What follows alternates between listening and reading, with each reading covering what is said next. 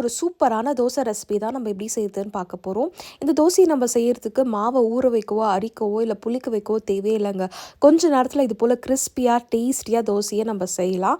இந்த தோசையை நம்ம துவையலோட சட்னியோட சேர்த்து சர்வ் பண்ணுறப்போ ரொம்பவே டேஸ்டியாக இருக்கும். இப்போ இந்த ரெசிபி பண்ணுறதுக்காக ஒரு பவுலில் 1 கப் அளவுக்கு ஆட்டா, 1 கப் அளவுக்கு அரிசி மாவு, 1/2 கப் அளவுக்கு சோஜி, கொஞ்சமாக சோடா, உப்பு, பெருங்காயம் சேர்த்துட்டு சாப் பண்ணி வச்சுருக்கிற ஆனியன்ஸ், கொத்தமல்லி, பச்சை மிளகாய் சேர்த்து நல்லா கை வச்சு நல்லா பிசைஞ்சு எடுத்துக்கோங்க. நம்ம பிசைய வெங்காயத்திலிருந்து தண்ணியெல்லாம் நல்லா வெளியே வரும். இப்போ இதில் தேவையான அளவு தண்ணி சேர்த்து மாவை நல்லா தண்ணியாக கரித்து எடுத்துக்கோங்க. நம்ம எந்த அளவுக்கு தண்ணியாக கரிக்கிறோமோ நம்மளோட தோசையும் நல்லா கிறிஸ்பியாக வரும்.